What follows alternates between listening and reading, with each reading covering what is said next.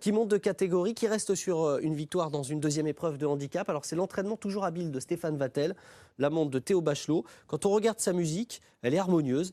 La jument fait preuve d'une belle régularité. Oui, c'était une course à condition qu'elle a remportée à Longchamp. Elle a quand même été pénalisée pour cette victoire d'un kilo. Je crois on l'a remonté son dernier handicap. Non, elle est toujours prise en valeur 34. Bon, je dis une bêtise, mais elle est toujours prise en valeur 34, valeur à laquelle elle a montré qu'elle était compétitive. Peu chargée, là aussi des atouts intéressants. Lors de sa victoire, elle devançait Zimri, qu'on connaît bien dans la catégorie des handicaps et qui a répété depuis, effectivement, qui a regagné sa course. Donc, je trouve que c'est un outsider intéressant. Esposa, ça va pas être forcément la jument de Toulon parce qu'elle manque un peu d'expérience dans les gros handicaps. Elle n'est pas très connue dans cette catégorie, mais elle a certainement assez de qualité pour bien faire. Ça se complique cette affaire. Une étoile blanche pour terminer avec le numéro 16, Esposa. Justement, après cette distribution des étoiles, Johan, on va tout de suite résumer tout cela avec le classement. On va prendre un petit peu notre temps pour essayer d'y voir plus clair.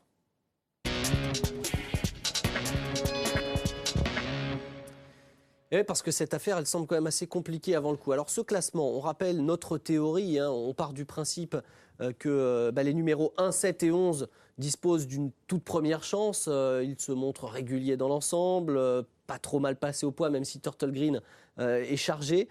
Voilà, on a 3 points d'appui ici. Alors Johan, vous accordez une entière confiance au 7 Azagaya, au 11 Atatir. Et puis parmi les deuxièmes chances, le 9 Sagardo.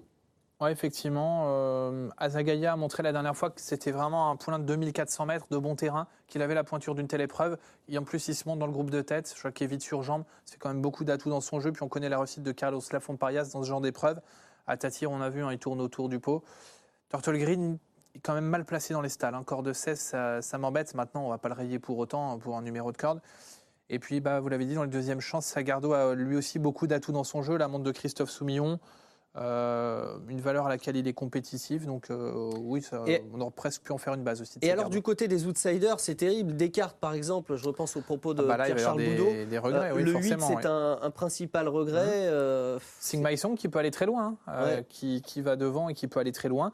Descartes, effectivement. Loknagar, finalement, on ne sait pas trop s'il est pris à sa juste valeur, mais Valdemarix qui fait toujours des placements fructueux en France. Il peut y avoir vraiment des surprises. Et puis Esposa, qui est peu chargé.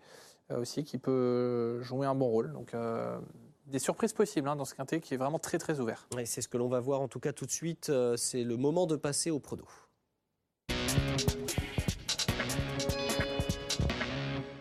Et oui, une sélection pour le quintet donc, de ce dimanche sur l'hippodrome de Maisons-Laffitte. Départ 15h08 dans le prix de la ville de Maisons-Laffitte. C'est la 4e course de la Réunion 1. Alors en tête de cette sélection, Johan, on retient le 11 Atatir devant le 7 Azagaya. Oui, voilà. Après, c'est vraiment une affaire d'impression. Atatir qui a une certaine fraîcheur, qui a couru que 2 fois cette année en se comportant vraiment très bien. Il a la pointure d'une telle épreuve. Il va bien finir par remporter son quintet. On le souhaite en tout cas à son entourage. Donc, effectivement. Et puis Azagaya, qui a aussi beaucoup d'atouts dans son jeu. Ça a l'air d'être quand même 2 solides points d'appui. Ensuite, le numéro 1, Turtle Green, malgré son numéro pénible dans les stalles. Le petit bémol de la stalle numéro 16. Et puis du poids, il a quand même 60 kg sur le dos. Maintenant, c'est un cheval qui a une certaine qualité, d'où son poids élevé. Alors derrière ces 3 concurrents, on retient le numéro 9, Sagardo, devant le 14, Passarino, le 5, Rio Perdido, qui vient de s'imposer dans un très bon style. Le 15 ensuite, Gentle Show pour l'entraînement de Philippe Van de Poel. Et puis pour terminer, le numéro 6, Amarcor, avec Anthony Crastus. Alors, 11, 7, As, 9, 14, 5, 15 et 6. Johan, on a beaucoup de regrets. Effectivement. Le 8, peut-être. Le 8, Descartes, on a entendu Pierre-Charles Boudot nous assurer que le cheval allait gagner un grand handicap cette année. Donc et puis pour une belle surprise, à une cote très intéressante, si j'ai bien suivi vos propos, le 10, Johan, Sing My Song. Sing My Song, pourquoi pas, qui peut aller très loin.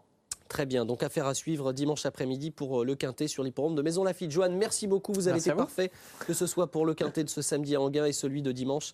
C'était super, à très bientôt. Merci également à vous pour votre fidélité, comme tous les jours sur Equidia Live et Equidia Life dans l'émission Prono Plus. On vous souhaite bon jeu et on se dit à très bientôt, au revoir.